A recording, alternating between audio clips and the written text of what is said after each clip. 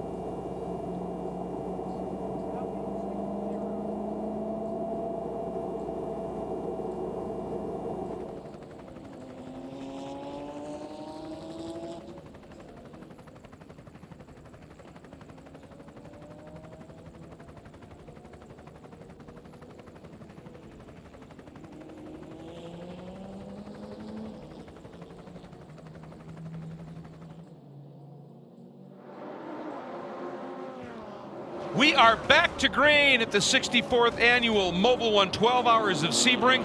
These cars and teams have been at battle on a diabolical track in sketchy conditions for something over 9 hours, and we still have the length of a regular season event to go, and it is on. And as happens fairly often here, Tommy was talking about it a while earlier, Cal, obviously, they have these procedures in the yellows to not harm any of the cars in the other classes, so you don't always have the lead car overall picked up at the caution.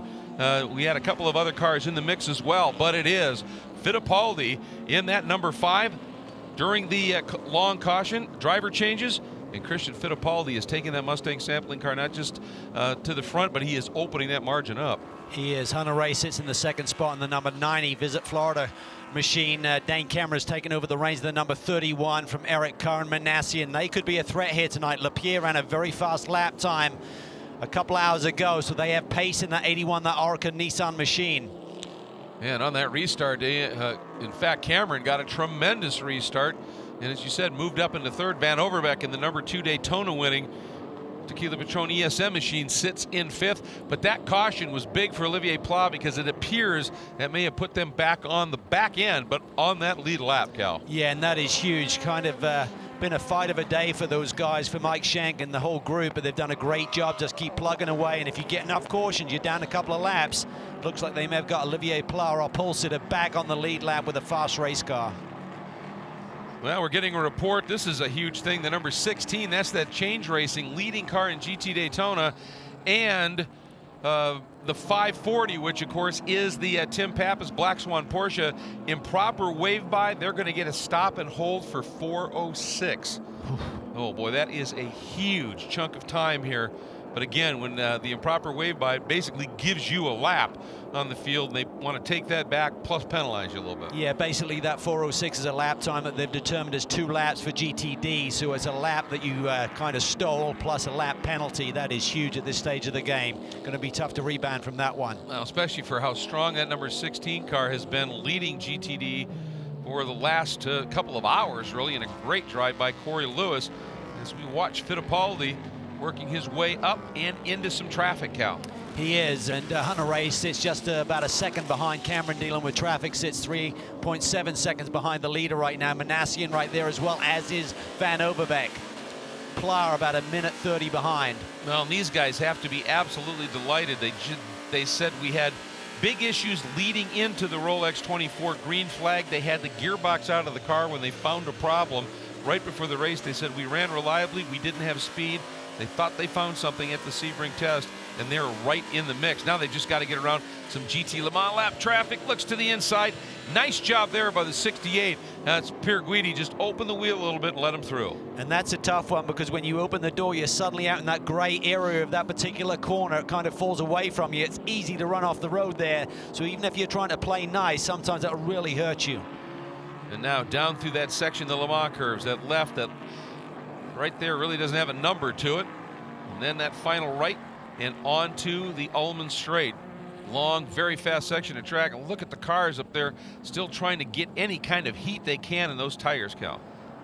Yeah, it's certainly a problem. You're just trying to, I mean, I'll be honest with you, weaving around really doesn't generate a lot of tire temp. It'll sometimes clean off the tires if you run wide and pick up some of the marbles.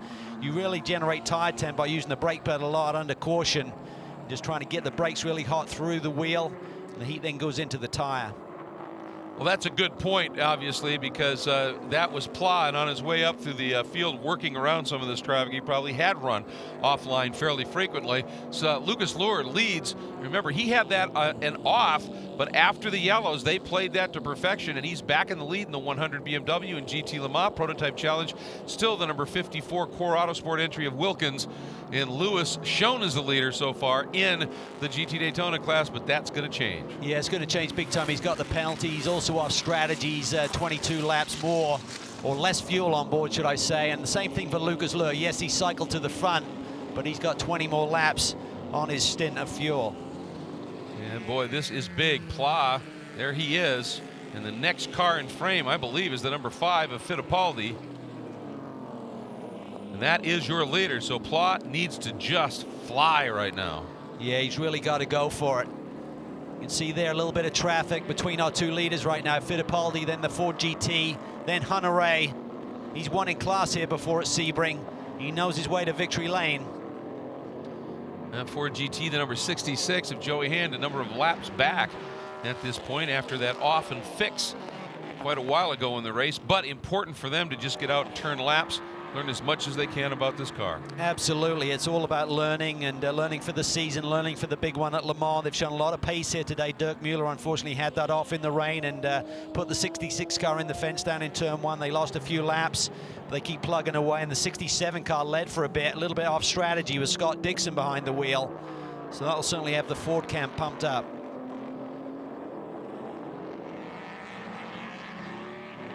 Farther back here, taking a look. That was tight. Awfully close. Yeah, that's Oberlin making a move. Flashing the lights, that's one of our prototype challenge machines right in front of them. I think that may be the 52 of Tom Kimber-Smith.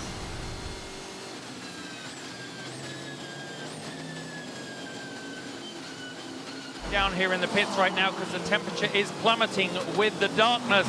However, the first signs of sprinkles of rain are starting to hit our faces. Very light.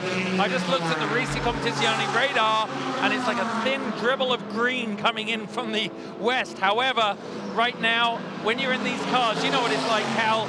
In the dark, they don't know how big it's going to be. They're relying on their team, but after the downpour earlier, it'll definitely be making people a little skittish if this little drizzle starts to build up in any way. That's a good point. And this battle we're watching is for second, third, and fourth in GT Le Mans. Number 25, Oberlin in the BMW. The number 4 of Milner's gone around Fisichella, picked up third. But Giancarlo right there in the 62 Risi car. Here they come, right behind that number 38 Performance Tech. That is the prototype challenge car. There's Westbrook too. He's there too. Yeah, he's in the behind the wheel of the 67 now. Maybe Westy will take it to the finish. Strong driver lineup in that car. Ryan Briscoe, Scott Dixon. I remember Troy Fliss used to talk about, yeah, we're smiling because Westy's feeling it.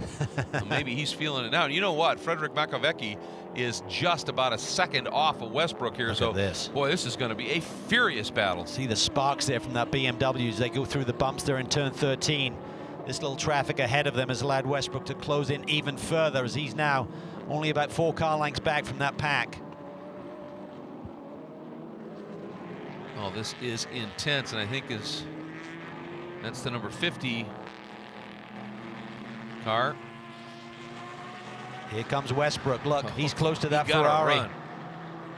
As Scott Dixon said, we don't seem to have the straightaway speed of the Ferrari and the BMW. We'll have to see how this pans out now. He's in the draft a little bit. He should be able to make some hay here behind this gag. Oh, look at this move by Milner. Oh, and Oberlin has to let him go. He didn't want any part of that. He realizes the guy on the inside is going to hit that big bump. You got to give him a bit of margin. Good heads-up play there by Bill Oberlin. Yeah, and Milner never telegraphed that, so suddenly he just appeared. Tough to find your rhythm here when you're dealing with this other traffic ahead of you. And this for second, obviously. Let's not forget that Lucas Luhr is up the road just a little bit at this point.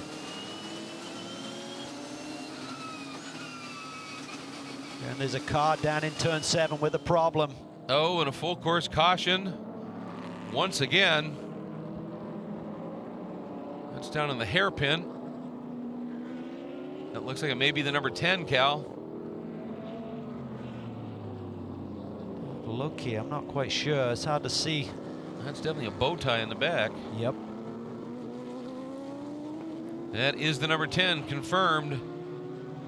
So their day has just gone from bad to worse. It's tough to tell if they've gotten into anything. They had those electrical issues that they couldn't get to the bottom of, so maybe he's just ground to a halt. That's what I was wondering. Angelelli on board.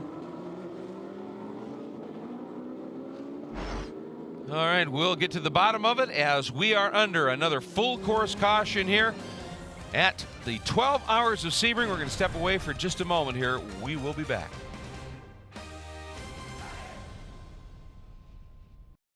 Back at Sebring, continuing under this caution here. I believe it is our 8th caution.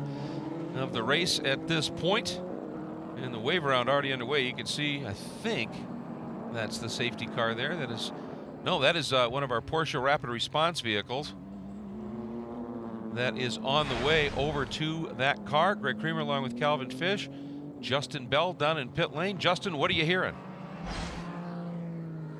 Well, you know, we're watching so many of these teams have had crazy problems, self-enforced or otherwise, and there's also other teams that look like they're having a clear run, but of course, Sebring is tough on everybody. I was just having a lovely chat with Biggie Sims there, Tequila behind the wheel of the number 62, at that point in third place in class, and I said it's going well. He said, you know the way he is, guys. He was just like, well, you know, yeah, it's all right, yeah, doing a good job, really.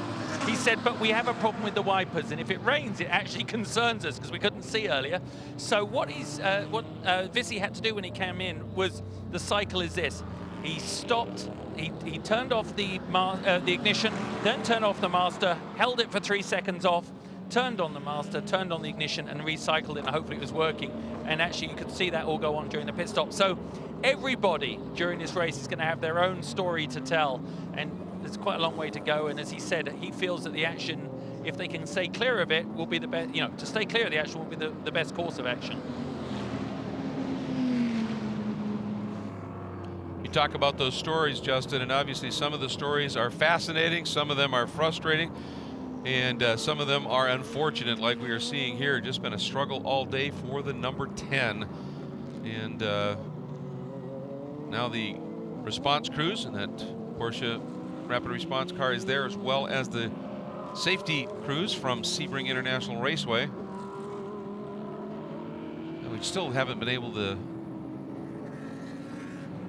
see if there's anything that's occurred in that car damage-wise, Cal. Or I think you're probably right. I think it maybe just that electronics issue just really hit hard. Yeah, they were certainly trying to get to the bottom of it, but meanwhile the Turner boys were having a great day, Andrew.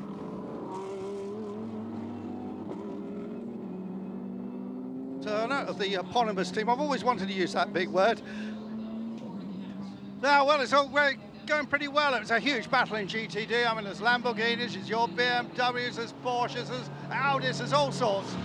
Yeah, you know, we knew that this year with the opening up of GT3 machinery that manufacturers going to come in and mean business. But if you look through the drivers and the teams and the manufacturers and stuff, I mean, this is some serious racing, and lap times and the competitiveness. I mean, it's been what are we, 10 hours in or 9.5 hours in, and anybody can still win this thing. And there's a lot of cars in the lead lap. Our BMWs are doing fantastic, you know, for these being new cars, and our M6 GT3s were the second and third cars in the world. They made their debut, as you know, at the Rolex 24, and they proved themselves to be reliable. And then you come to Sebring, and this is the one of the most treacherous and bumpy tracks, and it really tests the car's endurance. And these cars have been performing phenomenally. And now it's just for up to us to just stay out of trouble and see what our drivers can do with the last hour to go or something. Well, you really had to push. BMW to do this GTD version of the M6, didn't you? And it's working out so well. You know, when I saw the opportunity for this car to race in America, I said I want to run them, and BMW said, all right, let's do it. And you can just show by the support that we've had at Daytona and at Sebring from BMW Motorsport in Germany and BMW USA. I mean, they want to win as bad as I want to win. So they're here in full force, and they've been helping us out great, and we couldn't have done it without them. And it just shows for the rest of the world that BMW is serious about making this M6 GT3 a champion. Thanks very much, Willie. He really ought to be a film star. Look at those good looks. Easy, Andrew. Yeah, it wasn't that long ago he was Big Willie Turner. And it's a different film star. That's a different film star, but that is Will Turner. And, well, I'll tell you, the success that team has had with BMWs, and, of course, a lot of it associated with the guy named Bill Oberlin, who's still having a lot of success in BMWs. Yeah, I mean, the heritage is great. 100 years with BMW celebrated this year. Bill Oberlin, he's been there for quite some time, and he's still got the pace. He's a bit like Scott Pruitt. He doesn't seem to slow down any. Yeah, he is remarkably quick, no question.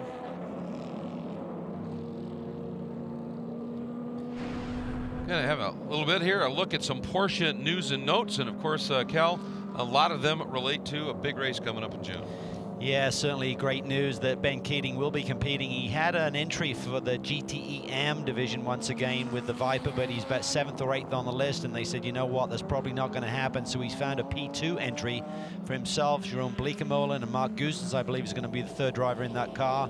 Scott Pruitt talked about the excitement with the Lexus GTD program, which should come online mid-season. They're going to do some testing first, make sure that car is up to the performance level they want to see. Robin Hill, certainly a great team manager over the years with numerous teams, including Ganassi, and recently with the ESM Patrón. John Dick, a great engineer, has been with many, many Indy cars with a lot of success.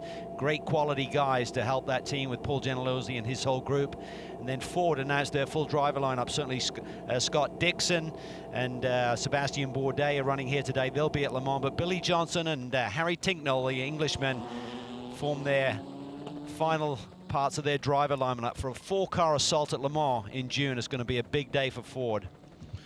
Boy, it is, and of course, you'll be able to watch a lot of that coverage from Le Mans right here in the Fox family of networks. It's going to be a fun one, but what an opportunity for young Billy Johnson. He's never even raced in Europe before. He's never been to Le Mans. And talking to that group earlier this year, or should I say mid last year, they said the guys have got to have Le Mans experience, but Billy Johnson did such a great job in the development of that Ford GT car, long-time Multimatic driver, and he got the nod, which is huge for him and huge for American drivers. And by the way, we're getting a report, lights out on the pace car. We are hoping to be able to go back to green here. This time by is what we're looking at.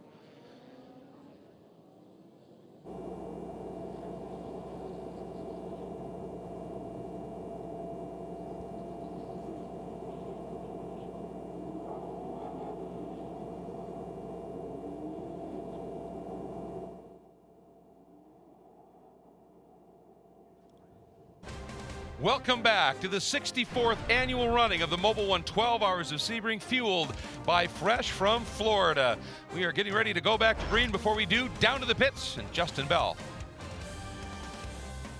Greg, you know what? Just seeing the look on Wayne Taylor's face said it all a minute ago when he just looked so dejected, and I think he was texting his other son saying, you know, it's all over. And what he said to me was, he said, what a rough race. He said, but we gained our way back from our problems earlier in the race, and with 4 hours to go, we really looked solid in 5th place.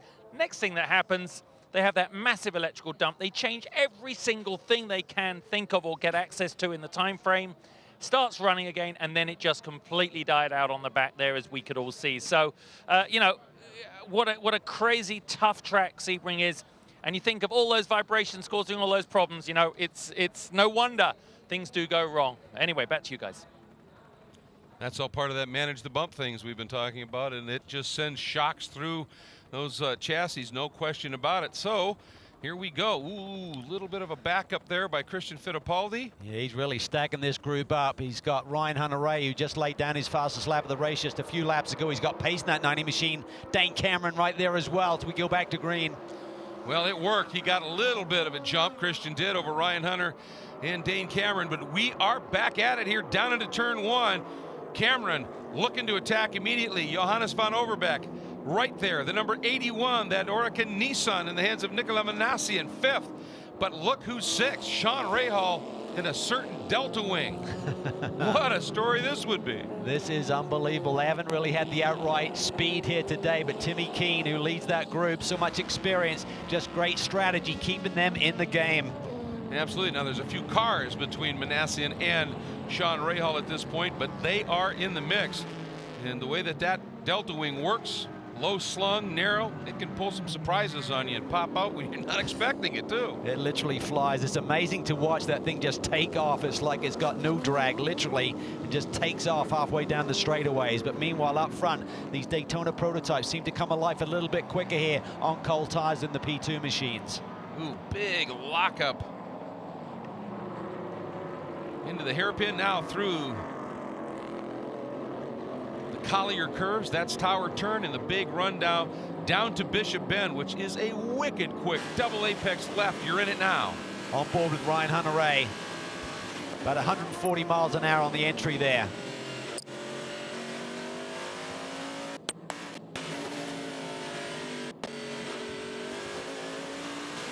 and onto the Ullman Straight.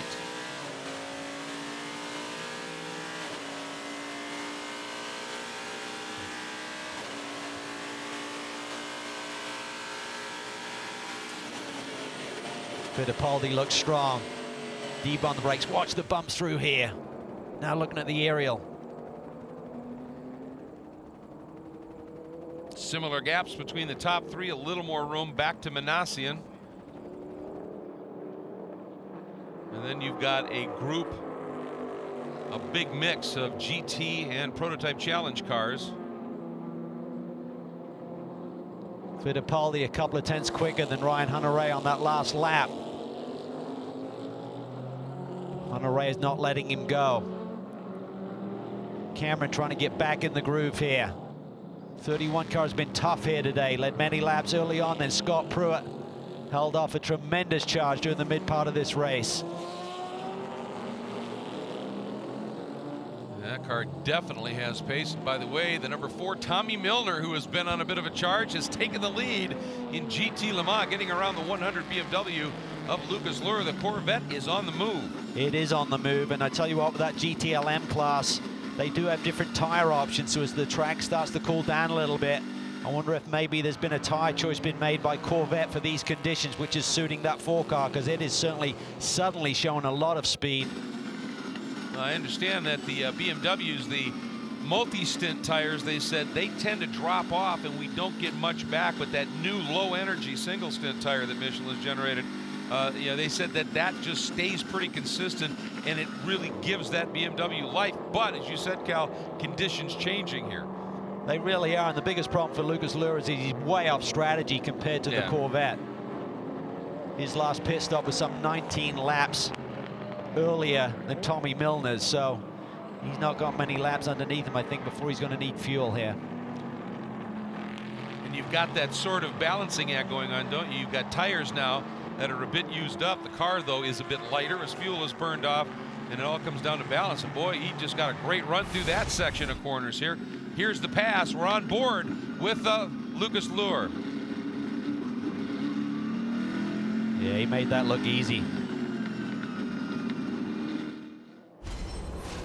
So that is your leader now. Milner, there comes some of the prototype traffic working its way by the 100 of Luhr. Milner may have gotten in front, and now he gets a little bit of a break as that prototype slips in between, but Luhr is staying with him. Remember last year, the number 3 car started off with a victory at Daytona, followed it up with a win here at Sebring. The 4 car won at Daytona. Can they do the double here? We know the 3 car is out after the massive crash between Kevin Estre and Jan Magnussen down in turn 1. Their days are over, but the 4 car very much in the thick of it for another victory. Well, the good news for the 3 cars, if the 4 car wins here, that means 3 car wins at Le Mans, right? That's how the right. program works. Well, it's been such a dry spell for the 4 team. I think it was kind of the summer of 2013 since they last won. In the American Series, obviously had the huge win at Le Mans last year, but other than that, for Tommy Milner and Ollie Gavin, it's been a dry spell. But this year they've come out of the box so much stronger. They love this car. It's working well. They've got their mojo back. And do keep in mind that they have a lead right now. Milner and Luhr are about 5 seconds over Fisichella in third, but Oberlin, Makowiecki, Westbrook, all very, very close concert. Up front, Fittipaldi and Hunter-Reay have built up about a 2-second margin over Cameron. Van Overbeek's also running similar lap times, though, so that's good for that team. You'd have to think that maybe Pippo Durrani will finish this off tonight. He's shown such pace here at the opening round at Daytona, and certainly today. But Van Overbeek is doing a great job behind the wheel, hanging there with the leaders, only 3.3 seconds behind. Boy, you know, another big story there is, remember when that caution came out, we had just been talking about how Pla had just nipped in front of the 5 car and needed a caution.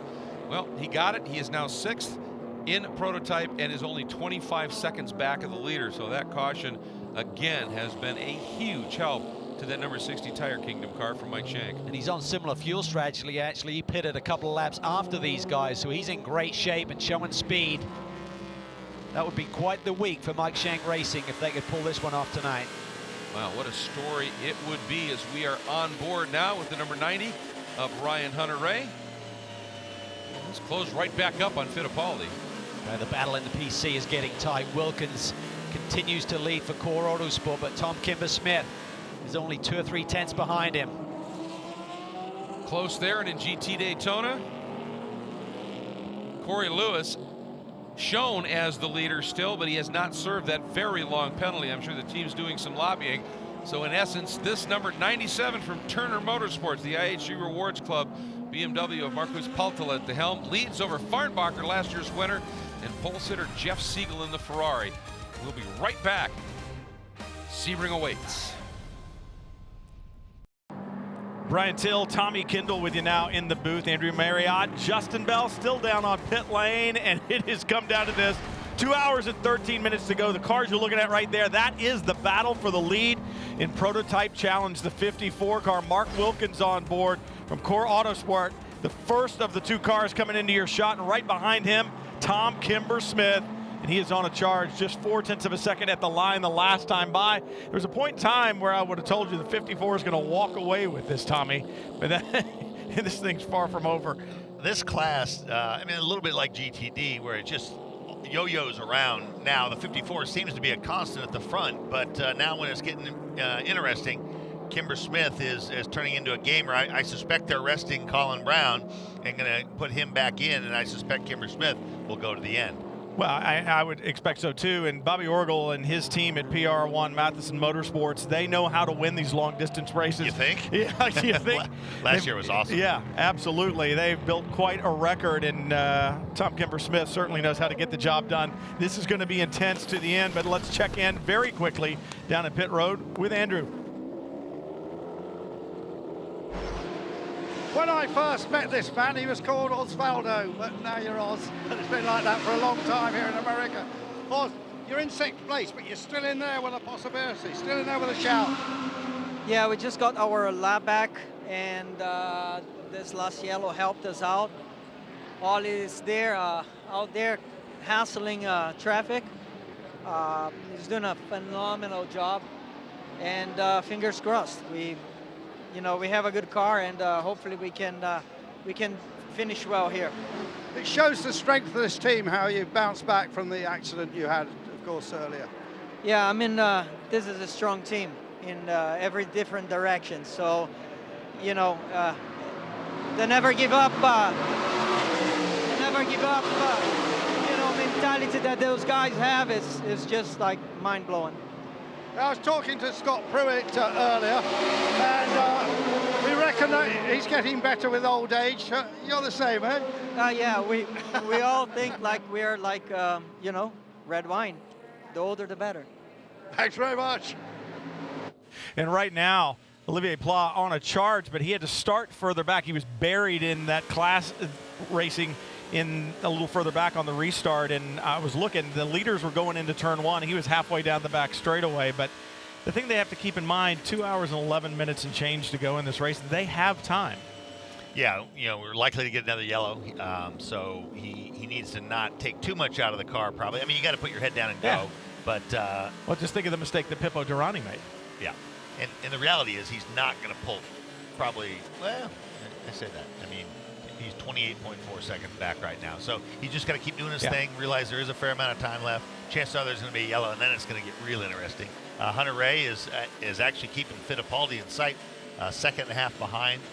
Doesn't seem to quite have the paces of Fittipaldi. Fittipaldi probably controlling that gap a little bit. What are we going to see here?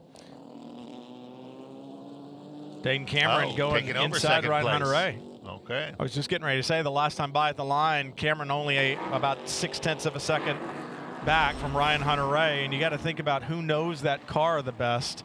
Ryan Hunter Ray, obviously a very good race car driver, and while he spent time certainly behind the wheel of a Daytona prototype, it's Dane Cameron's regular drive. He's accustomed to it. He knows the car well, and that's, I think, what it's going to come down to. Familiarity with the car, familiarity with the racetrack, and the willingness to go for it, and there's no one hungrier out there than I think Dane Cameron right now. Well, you look at all weekend, virtually every session, the 5 and the 31 at the top of the sheets. The 90's been close, but hasn't shown the outright speed. So, it looks to be shaping up much the same way. So it'll be interesting to watch now Cameron if he can eat into that Fittipaldi lead. Well, it was interesting in qualifying when you watched him out there. Dane got a little quicker lap and pipped Christian Fittipaldi, and then Christian went off, the racetrack the very next lap. There is a lot of rivalry, and it's been said before, there's no one you want to beat more than your teammate. And I think that really the resurgence of the 31 and the speed of Dane Cameron in the 31 has really pushed Christian Fittipaldi and Joao Barbosa to another level. But these guys, they fought hard last year. I remember Road America when Dane and I believe it was Christian in the 5 at the time had a little coming together down in turn 1, and Dane was not happy with it. So like I said, he would love to finish in front of their teammates. Well, there's kind of a natural order in teams until someone threatens it.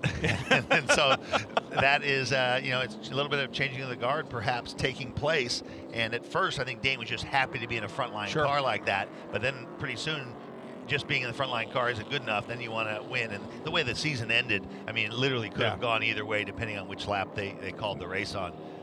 I think if it had gone to the end, the 31 might have been on a better strategy, but that's all moot now. So he's got some unfinished business. 0.6 of a second faster the last time by was Dane Cameron than Christian Fittipaldi. That fight's still going on in Prototype Challenge as well. And Tommy Milner with a little bit of breathing room in GT Le Mans, about 7 seconds over Giancarlo Fisichella and Mario Farnbacher in the 23 from Alex Job Racing, holding off Jeff Siegel right now in GT Daytona. You remember Alex Job, 10 class victories here at the Sebring 12 hours, and they'd love to add 11 to it. And if they could do that, it would be repeat victories back-to-back for the 23. That's no small feat. No, it isn't. And that's a team, again, that has really gelled as well, where you had Mario Farnbacher, who for the longest time was a silver, now has been upgraded to gold. But I remember when he was coming to the races before he had a ride, just begging for a ride when he would come and hang out with Dominic. And he's, you got all the hot rods getting lined up here for the shootout to the end. And looking at the GTLM battle, the BMW and the Ferrari. Now we're going to go down to the pit lane with Justin Bell, who has a tidbit for us. What do you got, Justin? That's my hair. He's bigger than a titbit, Tommy, just because you're 16'4". Tommy Kendall just called you a titbit, but I didn't think that's what he meant. Andy, we were having a great conversation earlier. You're lying in sick. I was asking you about my hair. No, you wanted hair like mine. We're both vegan now. You know I went that route. Ah, that's awesome. Yeah, it really is. We can discuss the health benefits later. But you're lying sixth in class right now. But as you said, the way this is shaping up in GTD is in the last half hour of this race, we could have. Well, you said it. You gave the stats. I said that in the last 2 hours, it really started on the green of this last restart. We're going to have a ton of really good guys, 10 or 12 cars, probably 6 or 7 different manufacturers in a mega scrap. It's going on right now. Marco's in the car. He's been doing a great job. Potter was in earlier, did an awesome job. The pressure's on me now. I'm just trying to stay chill to get in there and go battle it out with some of the best GT drivers in the world. And of course, you are always, more often than not, put in at the end for that big fight. And you are right, you have to kind of be calm because you know that it's a certain special kind of chaos when you get out there. If it stays dry, is Sebring, just for the viewer, is it a great place to race at night? I just said to Sean Heckman that we've got a pretty darn good car for the dry, but we might need this to turn into one of the, this place at night is tricky. This place at night in the wet is horrible.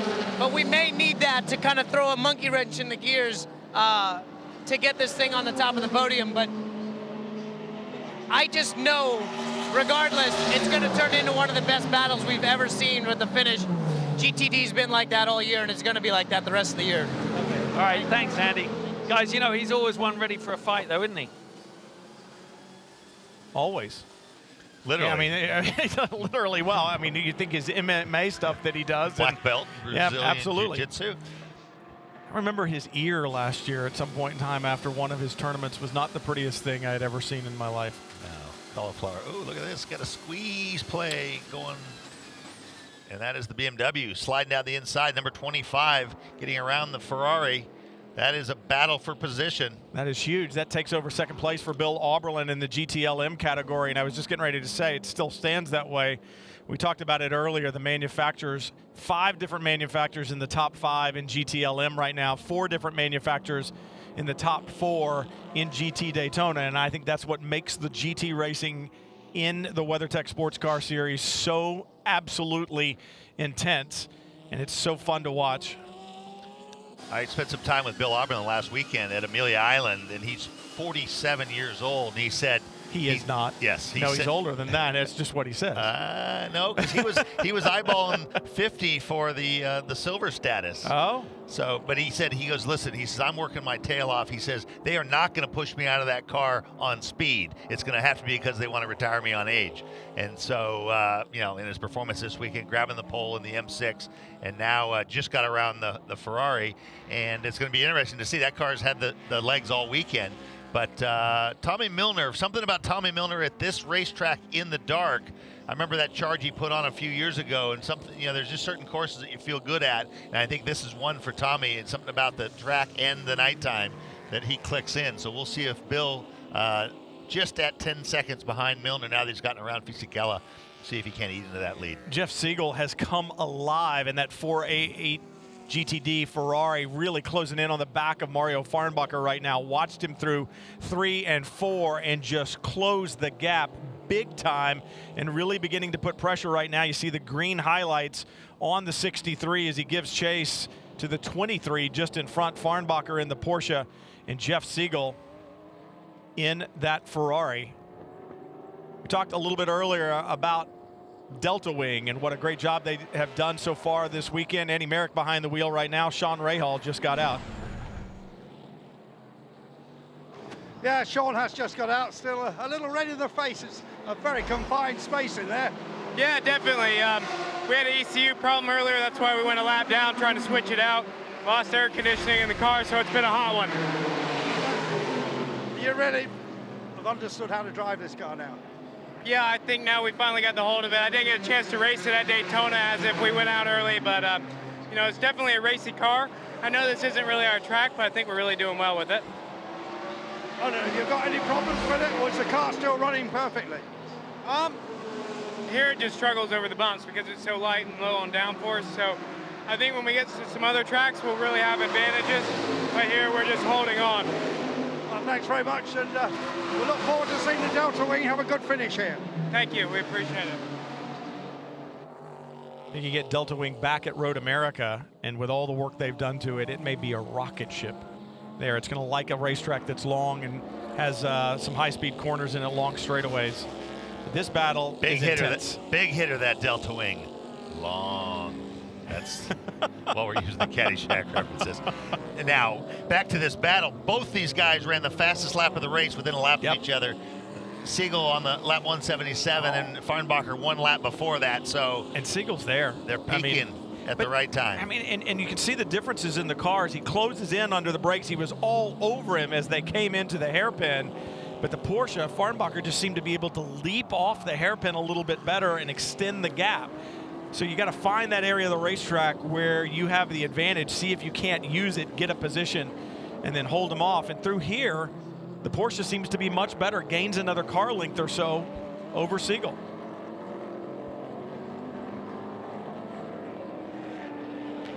Yeah, stretched out just a little bit.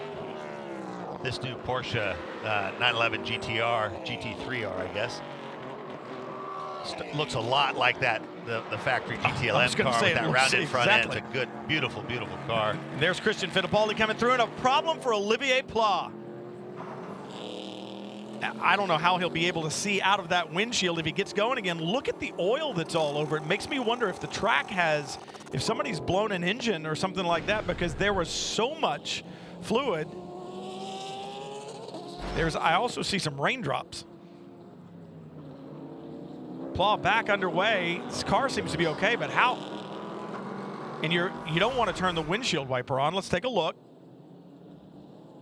He's the third car in the order, I should say. And just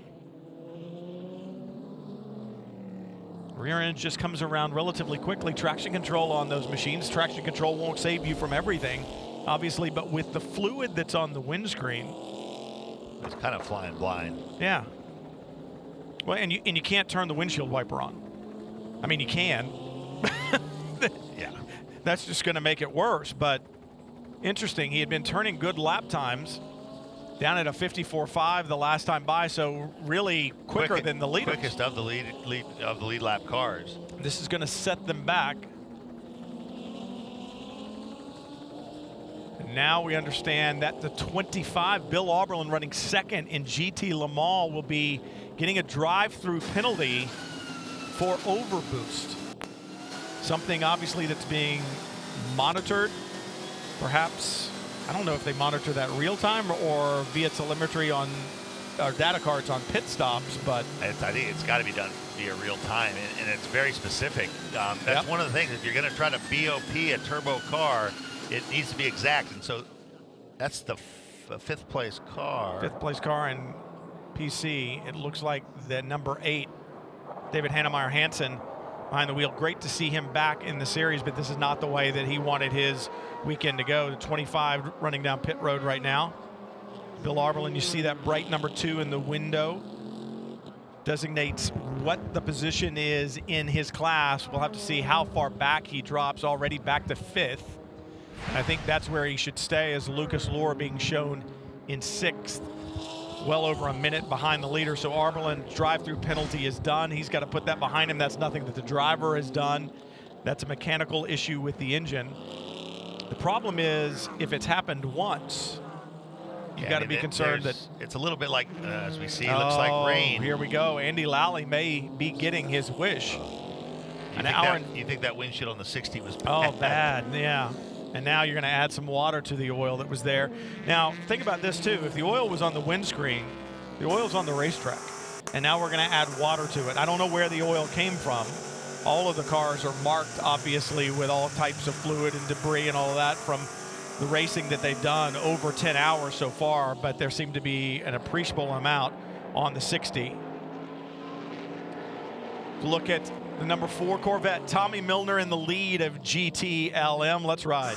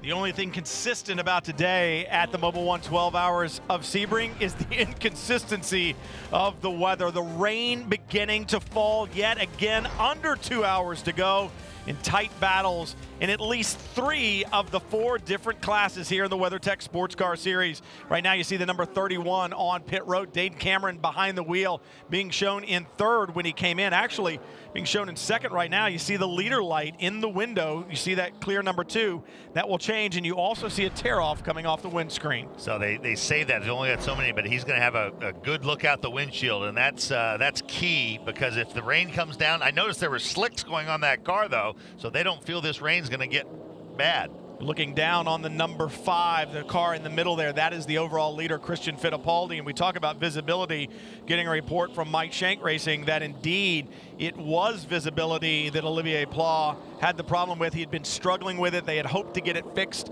on the pit stop, but he ran out of time. So that was the issue there. And you think about it, we heard earlier when we talked to Gary Pratt, and he says this is why these guys earn this money. They've been through 10 hours of racing. It's nighttime now. The windshields are getting dirty. Add a little rain to the picture, and and a track that goes away from you slowly. We talked about how hard it is when it goes from dry to wet or wet to dry. It's way harder when it goes from dry to wet because you got grip, grip, grip, and then you don't. Well, and of course the problem now is in the darkness, even as bright as the headlights are on these cars, it's hard to illuminate the areas that are really damp. This is a long racetrack. It's a strange shape. We saw it earlier, raining hard on the back straightaway and dry over at the hairpin on the other side of the racetrack. So being able to pick up where the standing water is and that kind of stuff becomes difficult in the low light and only the headlights. So drivers have a challenge ahead of them if the rain continues to come down. This battle has not broken off. A gap about the same as we see the 5 car has hit pit lane. 1 lap later than his teammate. New slicks going on. No driver change. Fittipaldi staying in. Grabbing a tear off that windshield as well. And Hunter-Reay goes to the lead on this pit stop, or he should. He does indeed. So it's Hunter-Reay, Fittipaldi, Van Overbeek, and Cameron. That's the way it's showing on timing and scoring. This is all going to have to settle out after this stop. And back underway. An hour and 53 minutes to go. Changing weather and tight battles here at one of the most challenging racetracks these drivers will compete on all season long. You can see the streaks on the windscreen of the 90 for Ryan Hunter-Reay, who has the lead, the glowing brake rotors. And as you said it, if we get a lot of rain, and what's even worse than a lot of rain is just a light rain where it's too dry to come in for slicks. The windshields are going to get so muddled up, it's going to be difficult to see out of. And if you make the mistake and reach for that windshield wiper, all you're going to do is smear it and you'll lose all the visibility that you have. The battle in GT Daytona continues as you watch Mario Farnbacher in the Porsche, the first of the cars there, followed by Jeff Siegel, and it's that continuous ebb and flow that we've seen. And I saw right as the 5 car was pulling out of the pits, the 96 car, which was running 3rd in GTD, made its pit stop. So you have the situation now where if you get a yellow now, assuming those guys are in their window, they would pick up track position. So it started that whole sequence where the minute one of the cars you're racing against stops, you need to think about covering that stop. So just about a half a second between Jeff Siegel and Mario Farnbacher. That changes back and forth. They've got about 8 seconds over Pedro Lamy and his Aston Martin, running 3rd right now in GT Daytona. But as I said, good battles all around the racetrack. It's closed down a little bit, just about 2 seconds between Ryan Hunter-Reay and Johannes Van Overbeek for the overall lead. And in Prototype Challenge, it's close as well, about 0.7 of a second between Mark Wilkins and Tom Kimber-Smith. So tight battles all around. Tommy Milner, the only car out on the racetrack leading in a category that seems to have a somewhat comfortable lead right now. He's got about 15 seconds in hand. Here comes the battle for Prototype Challenge lead. The last 2 cars in the shot. The first one is the 54 with Mark Wilkins on board, and just behind him, Tom Kimber-Smith. It has been this way for over a half an hour, less than a second between these 2 cars. You can see the raindrops in the glow of the headlights as they work through the infield section here. Everybody having to deal with these changing conditions, and still over an hour to go from the Mobil 1 12 Hours of Sebring. Don't miss a lap.